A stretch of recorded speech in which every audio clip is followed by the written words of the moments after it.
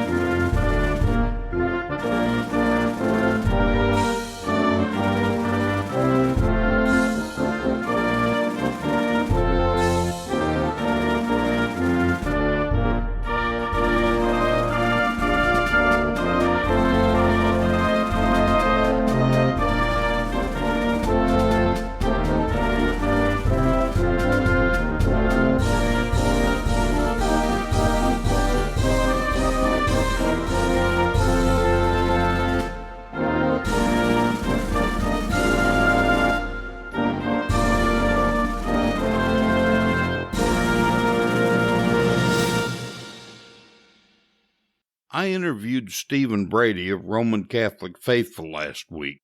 He dropped a huge bombshell story about the Vatican and some individual bishops that he's in the middle of investigating.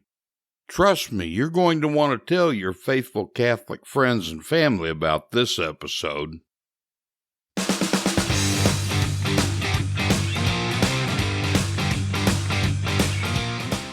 Did you know that statistics from CARAS say that 70% of Catholics get 100% of their Catholic information from your parish Sunday bulletin? After my pastor mentioned to me that he'd like to find a way to catechize the whole parish without setting up a class, this little statistic inspired an idea.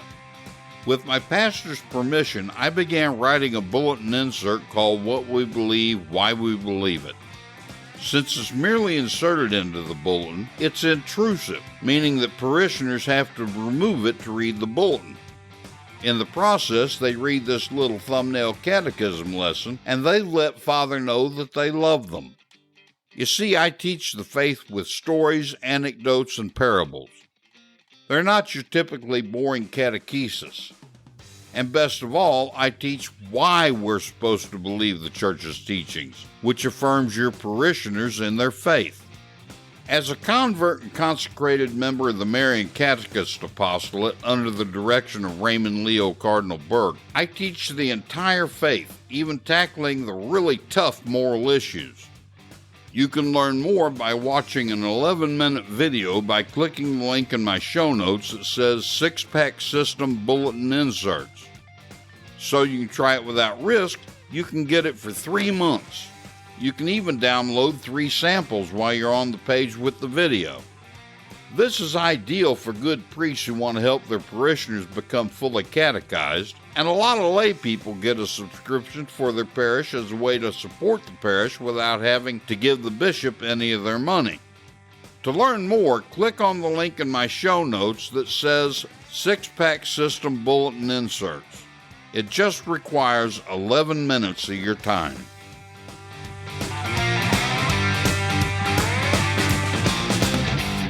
Stephen Brady is the founder of Roman Catholic Faithful and an Army veteran. He began his organization back in 1995, and I've followed him right from the beginning.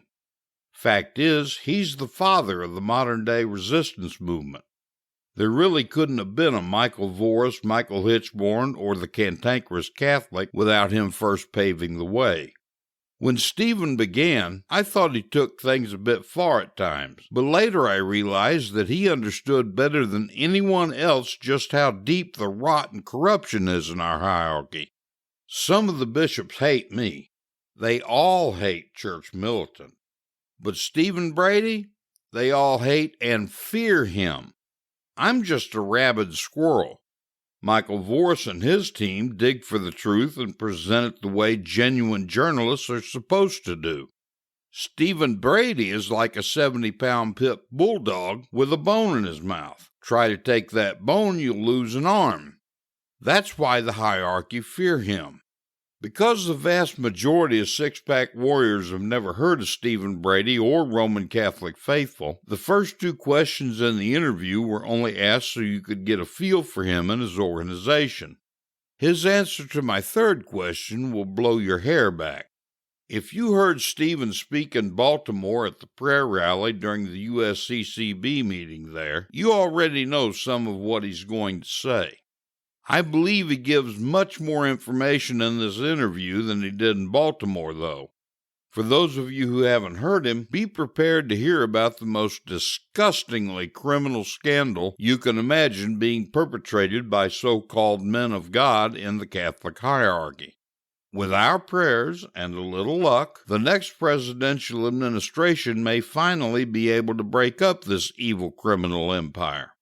Let's hear what Stephen has to say, then I'll be back with a couple of comments. Hey, Sixpack Warriors, we have Stephen Brady of Roman Catholic Faithful with us today. Stephen, how are you? Real good, sir. Thank you very much. Good. We're happy to have you here. Steve, I've been following you since 1995 when you began, so you're actually the father of the modern-day resistance movement. But very few Sixpack warriors are familiar with you or your organization, Roman Catholic Faithful. Why don't you help the Sixpack warriors get to know you a little bit by telling us a bit about who Stephen Brady is?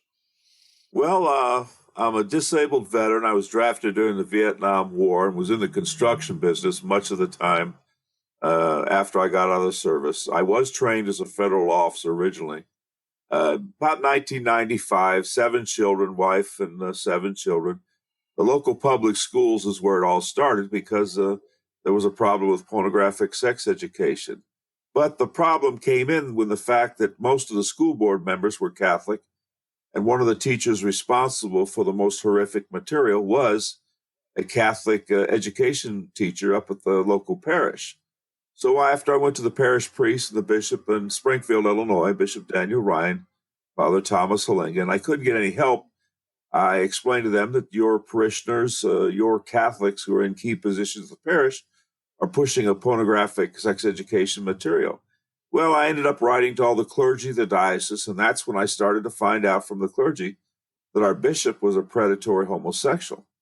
And I'm my father's son, may he rest in peace, and he always taught me, when you've got something like that, you don't let it go.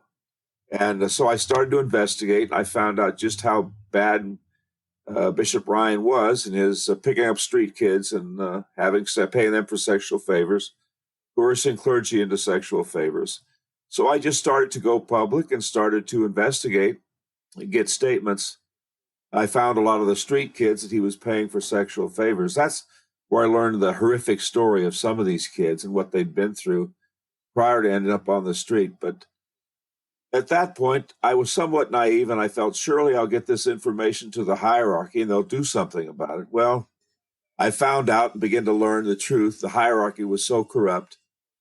I mean, the Vatican ordered me to shut my mouth at one time. Cardinal George offered me a relationship with the hierarchy if I'd be silent. And Bishop George Lucas, now Archbishop George Lucas, after Ryan retired, basically told me my family would never be welcome at any parish if I didn't stop. And he threatened my life in a sense that he told me, he said, Stephen, you know what you do is dangerous. And I took that as a threat. And from then on, I just pushed ahead. And I formed a corporation early on because people were sending me $5, $10 donations. And I had to report it. I never expected it to grow to the corporation it became. And there was a brief time, we were timed out at 2009. And then we came back once the McCarrick scandal and the Pennsylvania grand jury came back, but we're back full speed today. We don't do fundraising. We don't do trying to gather new members. They just come on automatically. Church Militant has given me a lot of coverage. LifeSite News, Lepanto Institute's done an interview, and we have gotten some good press. So now people realize I was dead on right back then. And now we're working on money laundering and following the money within the corrupt hierarchy, if you will. Yeah, I remember back in the late 90s, you were pretty much considered a nut among the both the laity and the clergy. But I know that your name invoked fear in these bishops because I had mentioned your name to several of them, and you should have seen the look on their faces. Steve, my listeners need to know a bit more about Roman Catholic faithful. Tell us I guess you've already touched on the history, but the purpose of your group, some of the things Roman Catholic faithful's accomplished, and your future plans for the organization. Okay, we started out just trying to concentrate on one diocese, Springfield Diocese, Bishop Daniel Ryan, and get him removed. And over a span of time, we learned that the corruption, went on to the hierarchy. So we included investigating the Catholic hierarchy and liturgical abuse. And we've come to the point now where we're dealing strictly with the corruption of the Catholic hierarchy, because in most places, if not majority, there's no faith left within the hierarchy. They can't be Catholic and do the things they do. So right now we're following the money, because as horrific as the sex abuse is, and it is horrific, it's just a symptom of the bigger corruption. Because what I tell folks is, any member of the hierarchy who does not have a true love of Christ and the church and act accordingly has entered the hierarchy as part of a criminal organization. By that I mean, if you're not there to save souls, that's what your title demands. Then you're there for the power and the money, and the drugs, the sex abuse, the homosexual activity. It's all part of it that comes with that kind of corruption and the power and the money. And so now we started following the money because we realized it was a much bigger problem than just sex abuse and liturgical abuse. And so that's what we're on to right now, is following the money. We are a 501c3, not-for-profit corporation. We are being sued, actually, by one priest out in California. I'm not going to mention his name. Paul Jonah is our attorney. And he's told me it's an unjust lawsuit and he'll handle it, but it does cost money. And I don't draw payroll. we don't have rent to pay. All our money, any donations we receive, goes to either our legal defense and or my investigations and the work I do. I'm retired basically from the construction business, but I live on Social Security, and I do get a VA disability check, and so that's enough to sustain me. And the good folks out there that send contributions help us cover our investigations and our expenses there. Okay, great. The reason I asked you on today is because at the Enough is Enough rally, that rally in Baltimore seemed to have built a lot of momentum among Catholic laity to resist the way things are going in the church. And I wanted to build on that momentum. And at the rally in Baltimore a couple of weeks ago, you dropped a bombshell about corruption at the Vatican. Please tell Sixpack Warriors about that. Well, it started off with an interview I did on Church Militant regarding some hidden corporations I found regarding the U.S. hierarchy. Because of the fact that nothing seemed to be working, I realized that it had to be the power and the money that was corrupting these individuals. I found some hidden corporations, all legally formed corporations by the Catholic, by some of the bishops. But now what I'm about to tell you, it's not connected to any diocese in any way. They're completely independent, which makes it a little more suspect in my mind, but all legally formed. I found a $9 million building in Omaha that a group of bishops own. It's set up as a self-insurance organization, CMG, Catholic Mutual Group, and there's several names it goes under. You can search that on the internet. They have a web page. They claim to be a church, and the IRS has granted them that standing. So therefore, they don't have to file any 990 tax forms. You have no way of finding out where their money comes from or where it goes. That being said, they've got a $9 million building. I have seen I've got some of their records they did have to file with the Nebraska Secretary of State.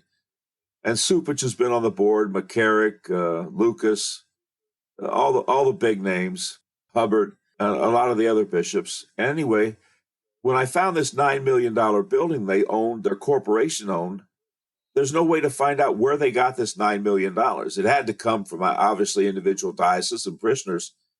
But these self-insurance group they set up, I found several bishops that claim not to have known that the self-insurance group was around, which raises a few more red flags and questions. And I found several affiliate corporations, 10 or 12, that were connected to it, all legally formed. But again, the problem is you have no way of knowing where the money comes from or where it goes. So I suspected there was more to this. But during this interview, it caught the attention of a Jordanian family who are now American citizens, nationalized Jordanian. Benjamin Serignani, him and his wife and his family live out in California. They're naturalized citizens. Anyway, Benjamin had a lawsuit filed against the Holy See, the Latin Patriarch of Jerusalem, and the Secretary of State in the Vatican, Parolin. So I found Benjamin and I connected. I was honored that he would talk to me because I thought of all the people in this world, there's a Vatican insider, and he gets to talk to me. I mean, I get to talk to him, if you will. And it was just mind-blowing that the good Lord had set this up, and I hope he set it up. But in Benjamin's lawsuit, I've got much more information that's in the lawsuit. Benjamin has thousands of pages that are not filed in the lawsuit, but the lawsuit says it all. It's in the San Bernardino, California County, and the documents that have been filed so far are public record. They can be accessed. I have a link that I'll send you later. That being said, so I started to read the documents. I spent a few days at Benjamin's home. I wanted to meet the family and find out about how the people were. Benjamin had a very lucrative career within the hotel motel business, a developer, planner. He would run things, clean things up, hotels that had a problem.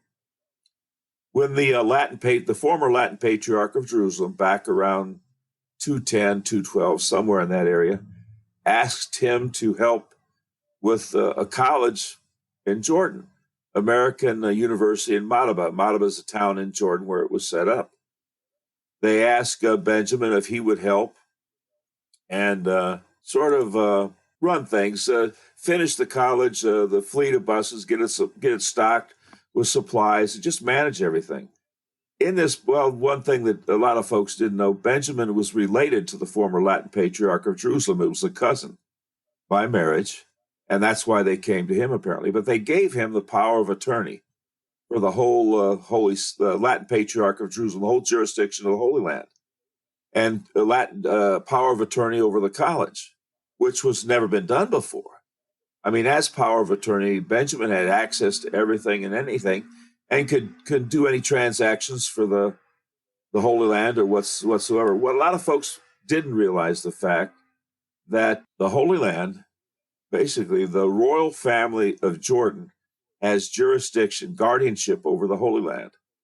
I think pretty sure it's a political deal set up by the United States and other countries years ago.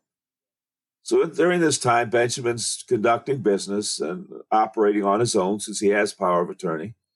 And then he's contacted by members of the Secretary of State's office and the Latin Patriarch to conduct deals with different entities.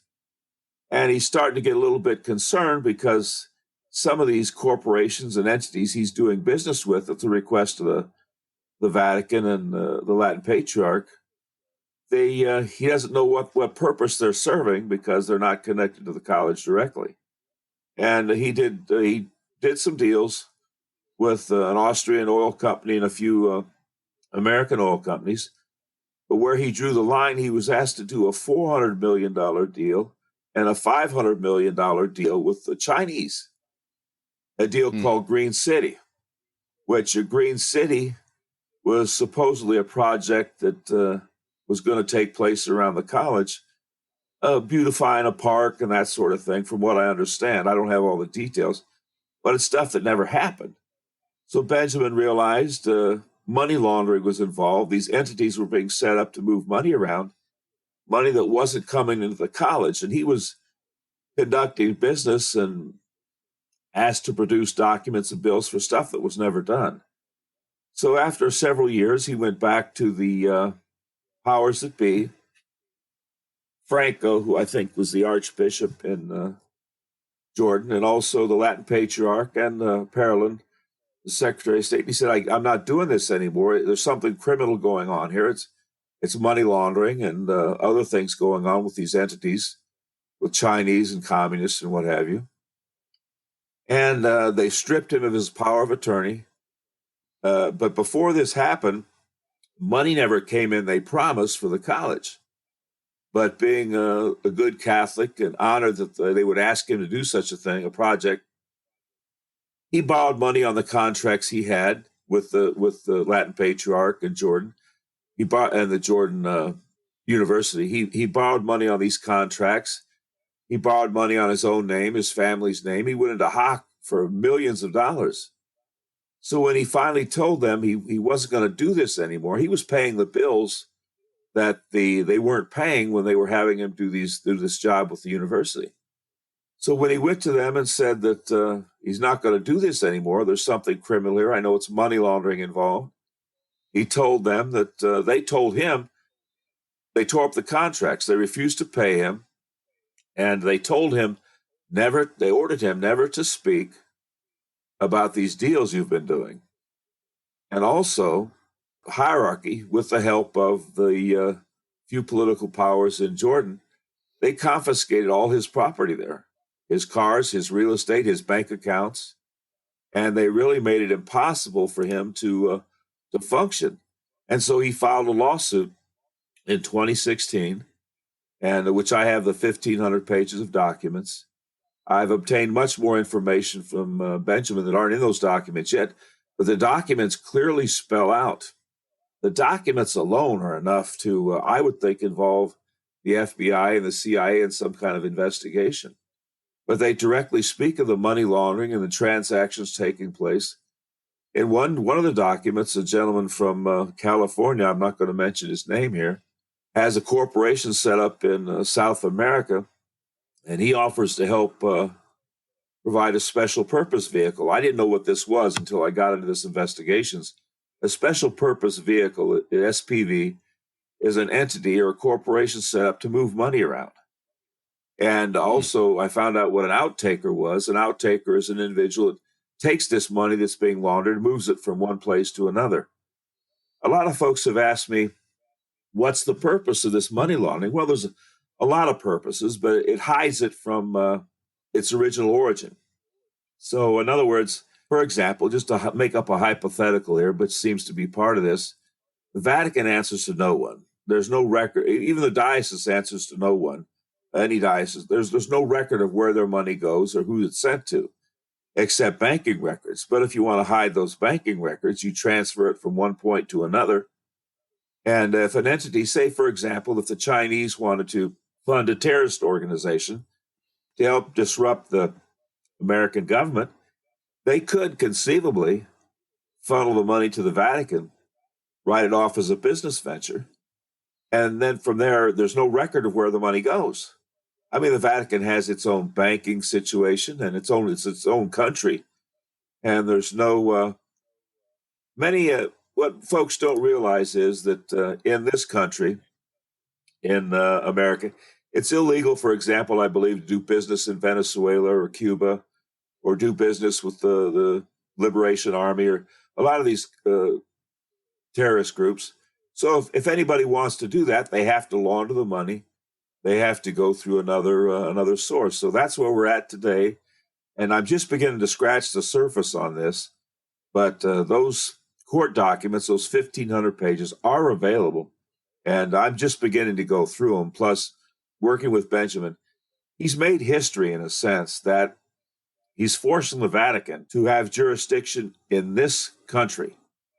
2 weeks ago, history was made in the sense that the Latin Patriarch of Jerusalem was forced to conduct a deposition, be part of a deposition in this country. That has never been done before. So that's I think, a positive sign, but a problem for the Vatican because now they have to answer to the American courts, which many of your foreign countries, the Vatican has a lot of influence in their different court systems. But here, it's much more likely that the truth will come out. Benjamin told me himself, he'll fight till the day he dies to get the truth out regarding this corruption, because now he's been disparaged in his own country, Jordan, well, his former country. He can't go back there. All his property's been confiscated.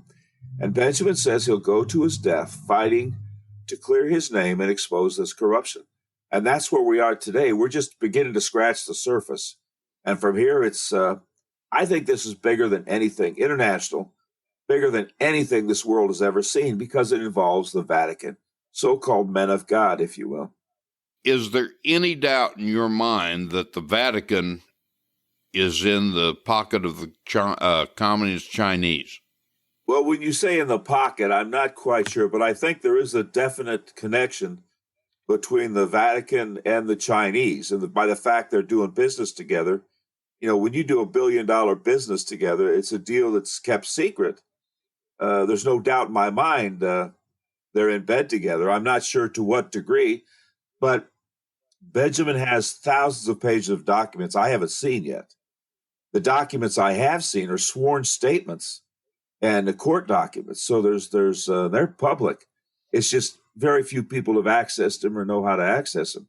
So no, to your question, no, I think they're in bed with the Chinese. I just don't know to what degree.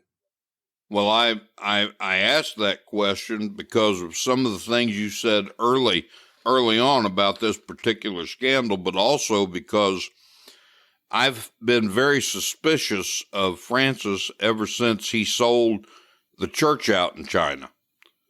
So, I mean, I can't imagine any pope handing the church over to the Chinese government the way he did. Well, let me go a little bit further so people can understand a little better where I'm coming from. First of all, I'm not an academic. I'm not a PhD. I don't overthink the situation. I look at it for what it is, black and white, and I go from there. And I think people need to handle it that way. As far as the Pope goes, first of all, you have to realize he's not Catholic. And I'll explain that. He's the vicar of Christ, supposed to be the vicar of Christ. But when Gregory gave Holy Communion to Biden, what did the Pope say? He said, deal with it. You guys work it out. So the center of the Catholic faith is the Eucharist and the belief in the real presence in Christ himself. And these members of the hierarchy, when they enter the hierarchy, you assume they love Christ and his church. Now, when Gregory gives communion to Biden, who facilitates the murder of millions of unborn babies every year by his actions, his political activities, and he endorses it publicly, they're committing a sacrilege. So what Gregory is saying to Biden is, I hate you. By that I mean, he's helping him down the path to hell. Now, Christ teaches us to love our fellow man, which means wish them well and do them good, as one priest told me. So if you start pushing mortal sin on somebody, pushing in that direction or fluffing their pillow, you must hate the individual. And the Pope, as the vicar of Christ, has a duty-bound, an obligation. He should have been screaming at the top of his lungs, how dare you mock our Lord that way and scandalize the world that way?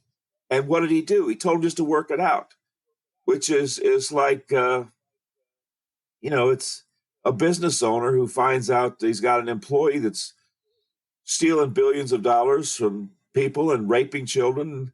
And he says, oh, you guys figure it out, and lets him go on. So I think that's where people have to realize that Gregory can't be Catholic and do the things he does. He can't believe in hell, and he can't believe in loving his fellow man. He can't believe in Christ and his church, just by definition. I'm not judging Gregory's soul or his motives. I mean, that's up to the good Lord, but we have to judge actions. We judge actions Amen. in people every day when we hire a doctor, a teacher, a contractor. We don't hire a babysitter who's been convicted of killing children. You're judging their actions, so to speak. The same thing is true when we look at what the priests are doing, the bishops are doing, and the Pope is doing. We have to judge their actions. We're not doing our job. We have a role here to play in all of this. We have to speak out. And we have to defend the faith. And I would no more my own children. I would not endorse them in any immoral activity, illegal activity. I would admonish them. I wouldn't participate in any way. I wouldn't fluff their pillow, if you will, because I would be then responsible and have to answer to the good Lord for what I'm doing. So, again, by definition, much of our hierarchy and our Pope, they're not Catholic by definition, period. So nothing would surprise me. If they're not there for the faith, what are they there for?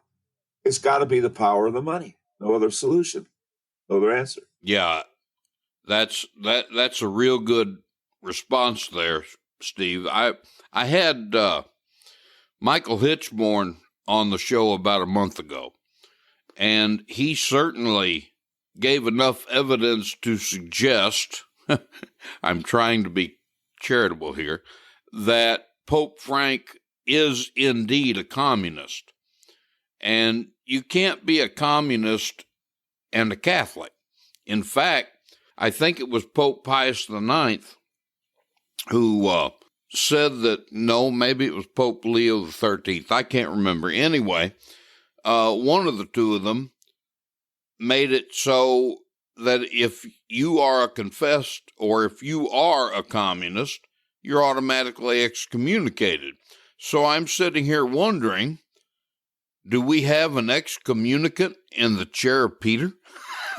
Well, that's definitely a possibility, and it's going to take somebody smarter than myself to figure that out. But I think that's putting it mildly, because the fact that he's not Catholic is enough to make him not fit to be there. But a lot of people don't realize, and one thing I think needs to be understood, another thing, is the Catholic hierarchy is in bed with the Democratic Party and the federal government. By that I mean they get millions of dollars each year, the USCCB, from the federal government for work with Catholic charities or helping the immigrants, illegal immigrants, so on and so forth. So they've got millions of dollars coming in for the federal government. And when you look at the activities of so-called Catholic politicians like Durbin and Pelosi and Biden and so on and so forth, and the fact that they're never challenged publicly in any real way by the USCCB or the Pope, you'll get an individual bishop that will, God bless him, stand up now and then and say something. But the fact that they're not challenged, I believe it's because they don't want to upset the apple cart, if you will, because this is the hand that feeds them. They're getting so much federal money. It's crazy. But also, it sort of keeps RICO lawsuits and investigations at bay, if you will, because there's enough here, in my mind, on these documents come out in this court case in California. There's enough here to warrant a federal investigation, because I know of a corporation, I'm not going to mention it, set up in Nevada and California, I'm told, firsthand testimony, that was set up specifically to launder money. And I've got the Catholic hierarchy. And I've got bank account numbers and addresses. I got bank account names. I've got information on some of the hierarchy involved with some of these money laundering people. I'm just not ready to go public yet at this point. But again, people can get those documents. Those that are literate in any way regarding court documents, they can go to the San Bernardino County in California and find the documents themselves without me giving them a link. Excuse me, because the case was filed there and it's on record. And but I've had access to documents that aren't there yet. But there's 1,500 pages there now.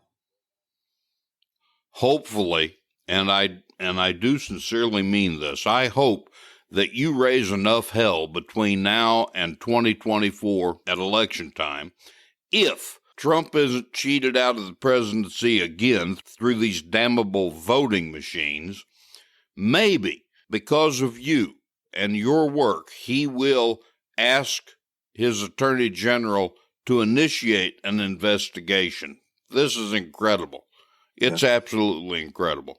It's not just me. It's people like yourself and Church Militant, Lepanto Institute, LifeSite News, and individual Catholics out there that help, financially or with information, because it's somebody will ask me, how do you think of all these things? How do you plan it? And I say, I don't. Everything I plan, nothing works out. It always works out better. So I trust in the good Lord, and I stay on the right path. And I'm provided with the information I need, the connections I need, and the work you do with this podcast and whatnot. It goes a long way in helping and educating. So we're all playing a part in this explosion of this corruption. And I think if we work together, continue to work together, Church Militants give me a lot of coverage. Wanderer gave me a lot of coverage starting out. I think if we keep going, there's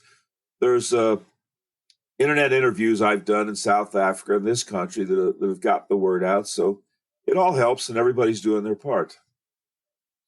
Steve, we're running short of time, so let me ask you, are you willing to come back on the show from time to time to give us updates on the things you're doing?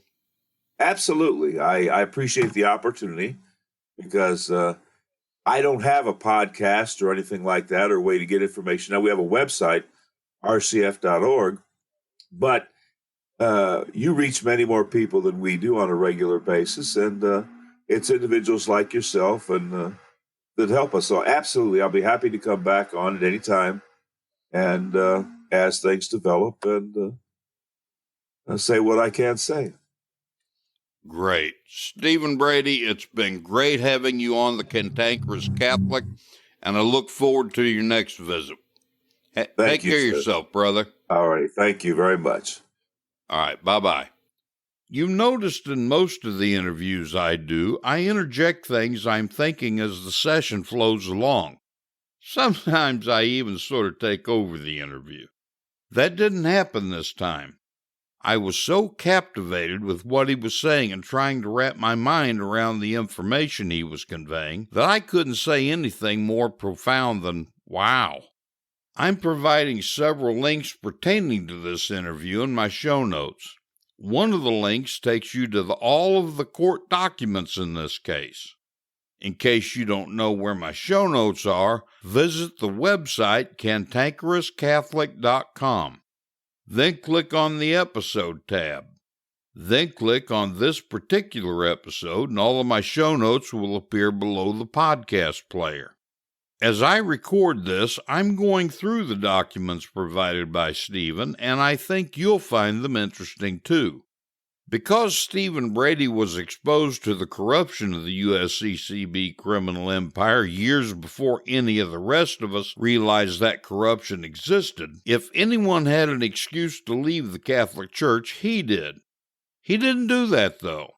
He realizes that the Catholic Church was established by Jesus Christ, God Himself, for our salvation. Instead, Steve set out to right the wrongs.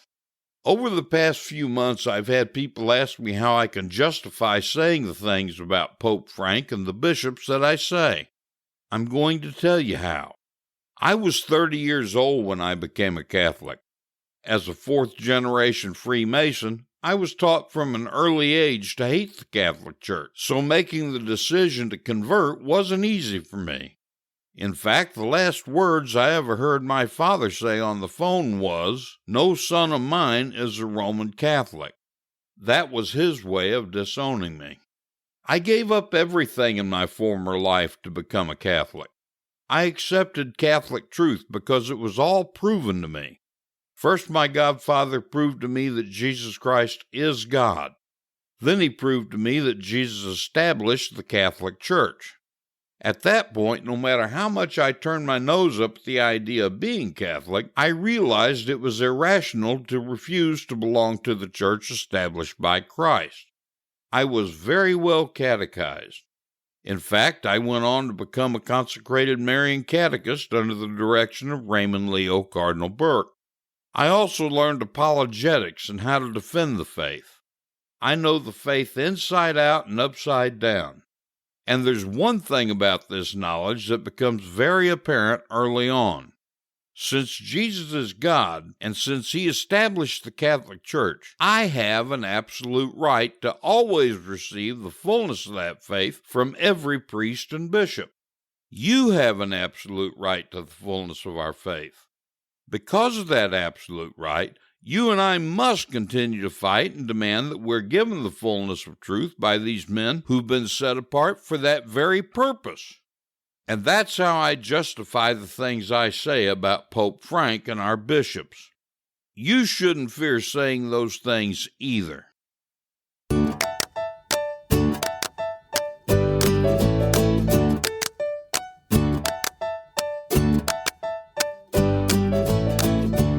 Have you ever really explored the Cantankerous Catholic website? Did you know that I have 6 of my own books available there? Did you know that I have t-shirts, sweatshirts, and coffee mugs available? You can accomplish 3 things when you buy some of my swag. Your purchase helps to support this apostolate, you'll have something to display that says you're a six-pack warrior, and you'll look just plain cool. How many Catholic apostolates can make you look cool? Click on the Joe's Stuff tab at cantankerouscatholic.com today. Let the world know you're a cool six-pack warrior.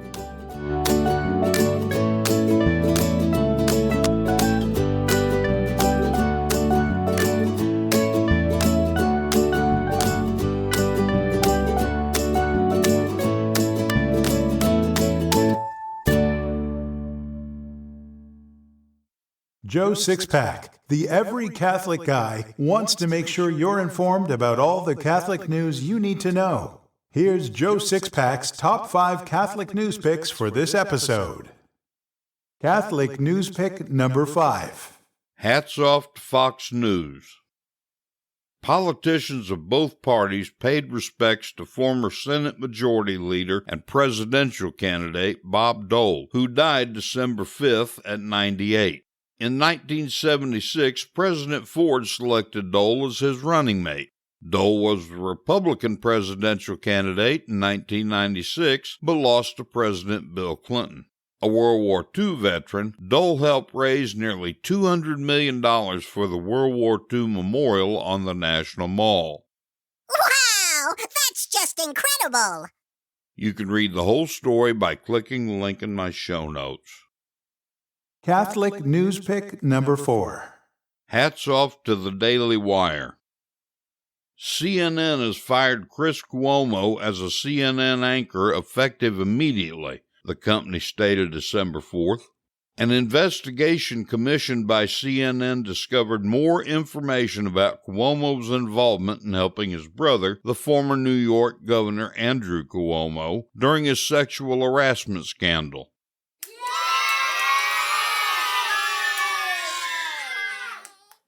You can read the whole story by clicking the link in my show notes. Catholic news pick number 3. Hats off to the Washington Examiner. Former Senator David Perdue is expecting to announce a primary challenge against Georgia Governor Brian Kemp. Perdue was recruited into the race by former President Donald Trump, who has repeatedly clashed with Kemp over the 2020 presidential election results in Georgia. On the Democratic side, Stacey Abrams announced her candidacy for governor last week. We're watching you. You can read the whole story by clicking the link in my show notes. Catholic news pick number 2. Hats off to the Daily Signal. Leah Thomas, a male University of Pennsylvania swimmer who identifies as a female, swept a number of events and broke records swimming against women. Nicole Russell writes, "There are rules and regulations about transgender athletes at the collegiate level, but surely Thomas' sudden success as a transgender athlete after an average career competing as a man demonstrates that they are inequitable for women's sports and require revision." Despicable! You can read the whole story by clicking the link in my show notes. Catholic News Pick number 1. Hats off to the Daily Signal. For decades, Democrats accused Republicans of cutting taxes for the rich. But it's Democrats from high-tax states like New Jersey, California, and New York who push for a bigger state and local tax SALT deduction. The Wharton School of the University of Pennsylvania estimated that their proposed change in the SALT deduction would reduce the federal taxes of the bottom 80% by about $16 in 2022. For taxpayers in the top 1%, it would be a tax cut of nearly $16,000. What? You can read the whole story by clicking the link in my show notes.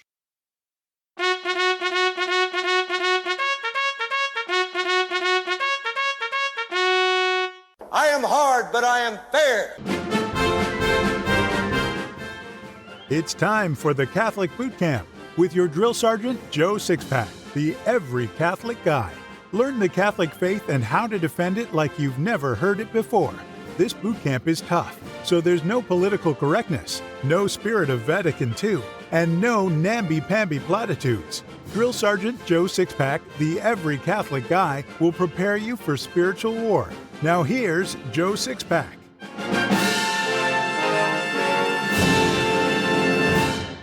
You'd think communion in the hand is a simple topic that can be handled in just one Catholic boot camp segment. However, the thickest file church militant Simon Rafe has is on this topic, and this is the third of 10 times we have him addressing you six-pack warriors about communion in the hand. Each week, Simon peels the onion back a little further to demonstrate how corrupt the clerics are who stole from you the sacredness of the Eucharist and just how evil communion in the hand is. I get it. Everyone listening to this show has received communion in the hand all of your lives. That's the only way you know, so it seems normal to you, while communion on the tongue while kneeling seems both odd and somewhat fanatical. But that's the point. The American bishops have lied to you and cheated you out of truth for so many years that they've managed to convince you that wrong is right and right is wrong. Thanks be to God that I was properly catechized on this when I was a catechumen 30-plus years ago. So I've never received in the hand the entire 30-plus years I've been a Catholic. I've been through the years and conflicts with many priests who've tried to force or humiliate me into receiving standing and in the hand, but I refuse their intimidation. You'll probably have to do that too if you want to give Jesus the respect he deserves. But for now, let's listen to Simon Rafe talking about faith follows action regarding the Eucharist. And please don't forget that you can buy Simon's entire Case Files series on DVD by clicking the link in my show notes. A question has to be asked about communion in the hand. Does it really matter? I mean, after all, the Eucharist is Jesus Christ, right? It doesn't matter where it is. It can be reserved in the tabernacle, either centrally located behind the high altar or shoved off to the side in a little chapel. It could be exposed in a monstrance for the adoration of the faithful, or it could be locked away in the sacristy safe during the Easter Triduum. Heck, it could even be in a pyx taken to a homebound communicant or carelessly thrown to the ground by someone who doesn't care what it is. It would still be the Eucharist, still be Jesus Christ, body, blood, soul, and divinity. No matter where it is, it has the same glory and majesty. But all of those examples reveal an important point. It is true, nothing that can be done to the Eucharist can diminish its glory because the Eucharist is God. Nothing can be done to deprive God of his divinity, his majesty, and glory. But there are many things that can be done which deprive him of honor and respect, the honor and respect he deserves as Lord, Creator, and Redeemer of the universe. To put him in a tabernacle shunted off to an ignored side of an ugly church does not respect him. To never make actions of adoration toward him, to never genuflect before the tabernacle, to not kneel when receiving him, to never visit him in adoration, these dismiss him. To carelessly scatter particles abuses his body. Perhaps not in the same way as the Roman soldiers abused him, but it is still a dreadful, horrible abuse. And, of course, it's not just a matter of the respect or disrespect we show to him through our actions. our reverence and care, or our irreverence and indifference. There is a public aspect to how we treat the Eucharist, how we treat Jesus Christ. Our example can encourage others to reverence, or it can give scandal, that is, cause others to fall into evil or error. All of these actions not genuflecting before Christ in the tabernacle, suppressing, banning, or discouraging adoration of the Eucharist, even carelessly scattering particles of Him around, they send a very clear message, and that message is simple. The Eucharist isn't really Jesus Christ. When we fail to show reverence, our inactions or inactions say clearly, this is just bread. The same thing is true for reception of Holy Communion in the hand, and that is why that particular abuse, and make no mistake, it is an abuse, is such a big deal. The other things come as a result of this practice. They are symptoms of the full-blown disease whose first infection is communion in the hand. Don't believe me? Well, let's go back and take a look at the early years of the church. One of the first heresies was Aryanism. It took hold in the 4th century and taught that Christ wasn't divine. Now, if Christ wasn't divine, then it doesn't matter what you think about the Eucharist. Even if you think the bread and wine become the body, blood, and soul of Christ, they can't become his divinity because, in your twisted heretical view, he doesn't have any divinity. In the Arians' view, the Eucharist didn't have anything really special about it. They rejected the real presence. But what is most interesting is how they chose to express that rejection of the real presence. Of course, their intellectual leaders, the adjective is used under advisement, their intellectual leaders said a lot of words and preached a lot of speeches promoting their wackadoodle theology. But these discussions about the nature of God, the union of God and man in Christ, the identity of Jesus, these discussions went over the head of the average Catholic in the pews, being abused by the bishops leading the heresy. Oh yes. This heresy was led by bishops and priests. That's the case of all heresies, by the way. Historically, every single heresy has only enjoyed any kind of success when it was backed by a bishop or 3. There's a reason. They say the floor of hell is paved with their skulls.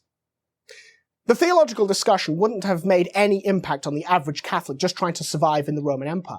Discussion and argument wasn't the way to win the hearts and minds of the faithful to infidelity. But the Arian leaders had a cunning plan. Yep, you guessed it, communion in the hand. By encouraging, mandating, and practicing this method of reception, they silently and insidiously communicated a particular belief, that the Eucharist isn't anything special, that it's just bread and wine. Don't take my word for it.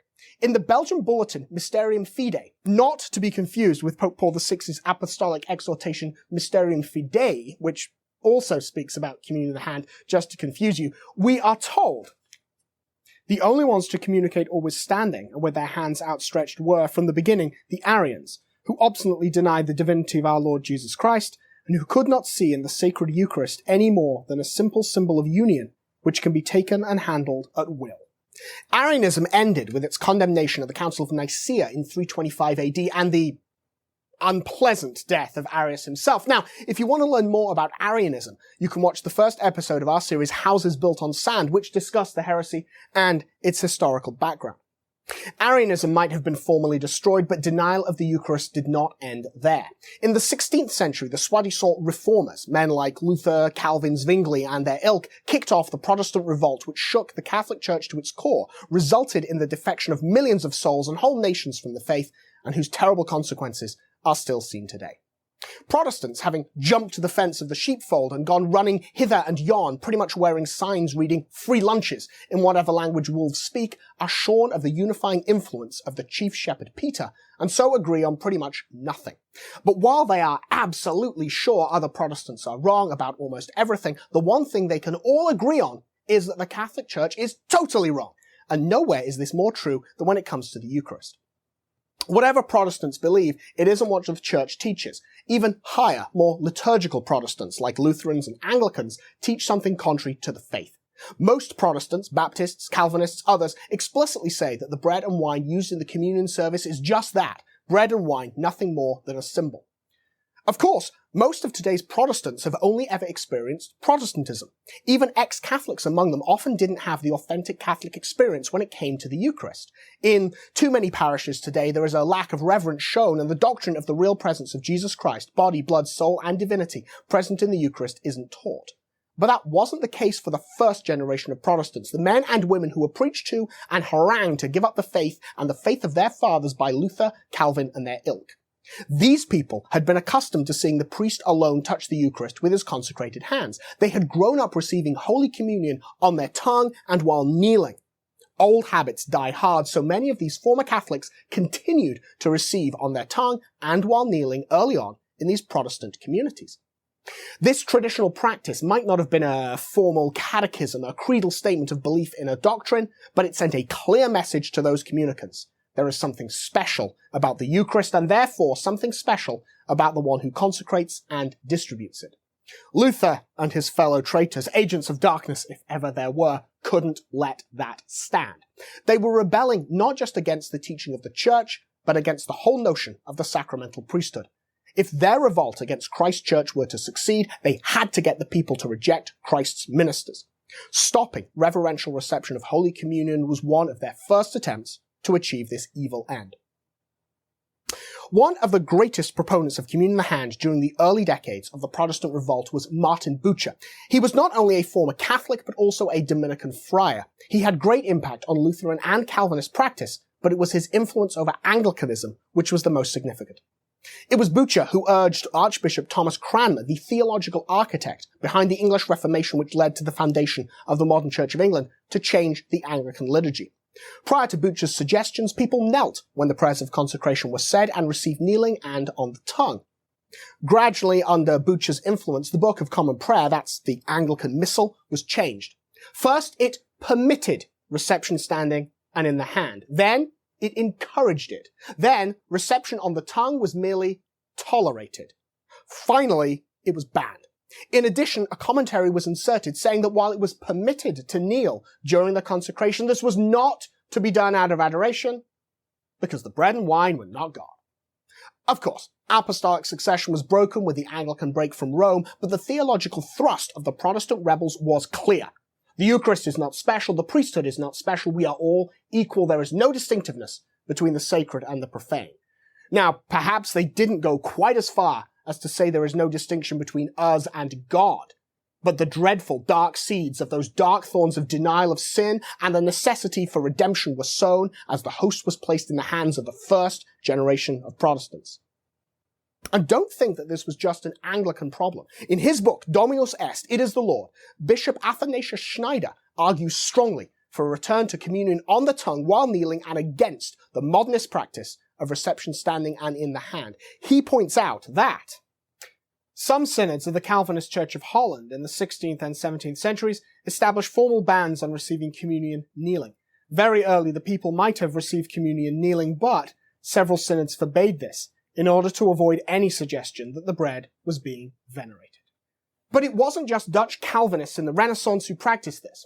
Stay in Holland, but fast forward 300 years to the 1960s and another rebellion against the Church's teaching. It might have been another rebellion, but it was the same old ideas, attacking the real presence and the sacramental priesthood. In Holland, in 1965, communion was already being given in the hand, in defiance of the express prohibition against this practice by Rome. The cause of and reason for this rebellion was revealed a year later, when the infamous New Catechism, later known as the Dutch Catechism, was published.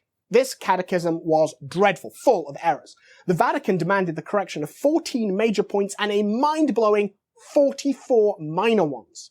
And that was probably just the Vatican being polite. When you were dealing with the faith handed on to us by Jesus Christ himself for the salvation of souls, ain't no points that are minor. And what were these points? Well, hold on to your hats. Ladies, grab your veils, because they were the old Protestant chestnuts of the Eucharist and the priesthood. The real and substantial presence of Christ in the Eucharist wasn't clearly declared. Transubstantiation wasn't explained. And the idea that Christ was present in particles of the Eucharist which became separated was actually denied. Additionally, the Dutch Catechism failed to clearly distinguish between the sacramental priesthood, that's the hierarchical priesthood of priests and bishops, and the common priesthood of the faithful.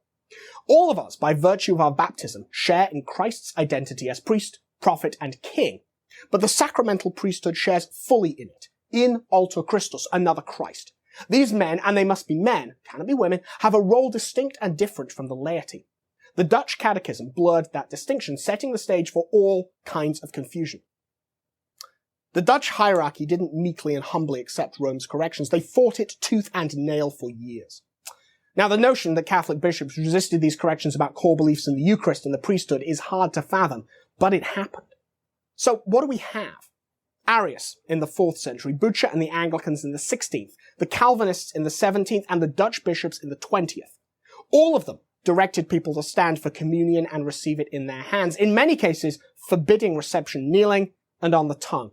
They chose these methods precisely in order to teach the people through example what perhaps they could not afford yet to teach through explicit statements. Remember, even the dreadful Dutch catechism did its worst damage through what it did not say, rather than outright heresy.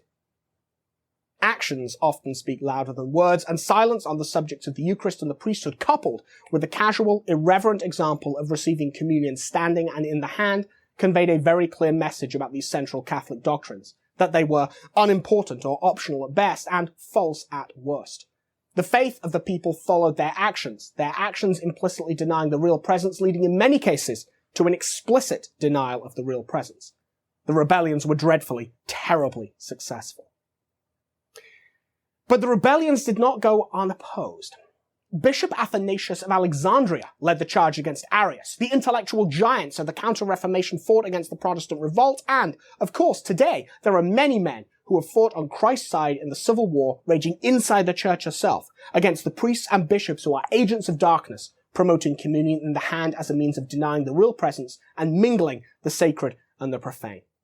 Men such as Father John Hardin, a Jesuit of incredible learning and holiness who spent his last years in Detroit and said, "Behind communion in the hand, I wish to repeat and make as plain as I can, is a weakening, a conscious, deliberate weakening of faith in the real presence. Whatever you can do to stop communion in the hand will be blessed by God." Bishops like Athanasius Schneider, author of the book Dominus Est, which calls for a rejection of communion in the hand and a return to the ancient and reverential practice of reception on the tongue and kneeling. Also, Bishop Rodolfo Leis of Argentina, who, after standing alone against his fellow bishops in speaking against the abuse, wrote the excellent book Communion in the Hand, Documents and History. Speaking about the situation in the Low Countries in the 1960s specifically, and promotion of communion in the hand in general, he wrote, "If we take into account that this is the doctrinal climate in which communion in the hand was introduced, we will understand why Paul VI was preoccupied with preventing the spread of dangerous, false opinions about the Holy Eucharist, sustained precisely by the promoters of the disobedience that introduced the rite." And yes, the Pope since Vatican II. Although it is perhaps fashionable today to think that these men, Paul VI, John Paul II, Benedict XVI, and Francis, have done nothing to discourage this abuse, and have allowed it to flourish and even promoted it. But that is a lie by the agents of darkness, men who hope through obfuscations and misdirections and outright lies they can convince you that the Vatican is in agreement with them. Unfortunately for them, the evidence shows a radically different picture from the one they want you to see. And guess what? My team's digging that up right now.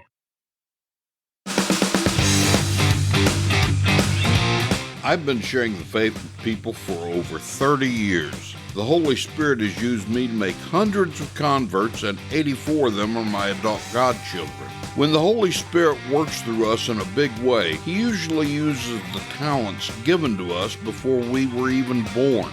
When we develop those talents for Him, we're often impelled to pass on to others what we've done and how we've done it for the greater glory of God. That's why I wrote the Lay Evangelist Handbook. You might say the Lay Evangelist Handbook was 30 years in the making, because in this book I share with you all the best that I've learned about how to share the faith with lapsed and non-Catholics, so you can bring your friends and family to the fullness of divinely revealed truth. The very first chapter gives you a thorough explanation of the things you need to do to maximize your effectiveness so you won't end up with egg on your face when trying to engage people. I explain the differences between the various types of lay evangelists and others you can learn from. I even talk about some statistics that should help give you a real sense of urgency for sharing the faith. Then I get to the step-by-step process for sharing the faith. I give a full presentation of the exact text I've used and refined for 30 years. I tell you what to do, what to say, and how to do and say it, while leaving room for you to work in your own personality and make these techniques your own. There's no other book like this on the market. So get your print or ebook copy of the Lay Evangelist Handbook today. It's available in print on cantankerouscatholic.com or in print and ebook on Amazon and Barnes & Noble.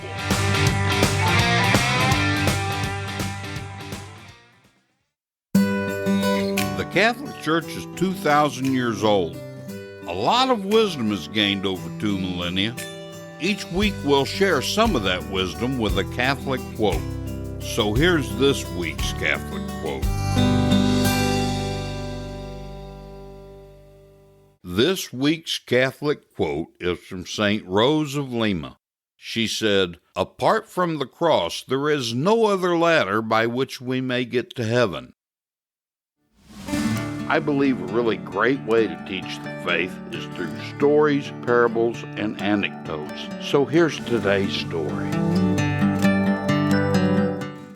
After World War I, a prominent cardinal visited a hospital where blind soldiers were being treated.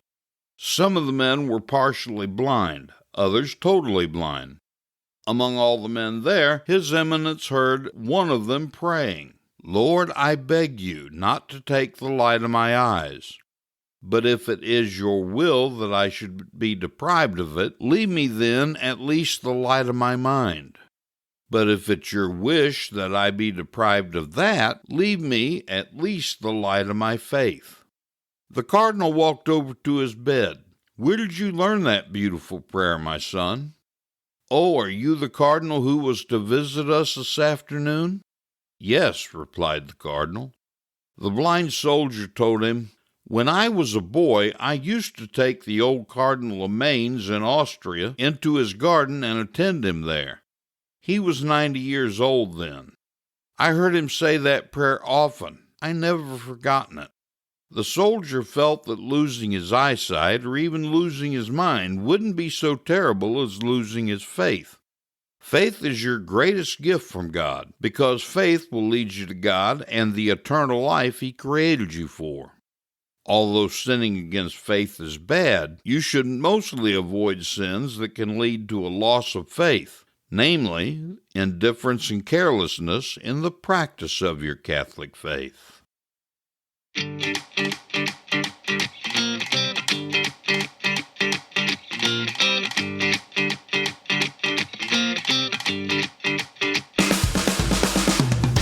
Hey, Sixpack Warriors, before you leave this episode, be sure to go to my show notes and click on the subscribe link. Just pick Apple Podcasts, Spotify, Google Podcasts, or Amazon Music, whichever one you want to subscribe through. You don't have to subscribe to hear the show, but the more subscribers there are, the more these platforms will make the Cantankerous Catholic known to Catholics looking for good podcasts. And please leave a review on Apple Podcasts or whatever platform you use. The more reviews, the more the show gets shown to Catholics looking for good podcasts. And I thank you.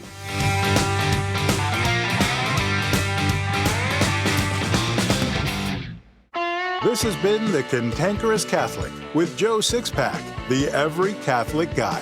Thanks for subscribing, and be sure to visit cantankerouscatholic.com to get your free copy of Joe's popular book, The Best of What We Believe, Why We Believe It.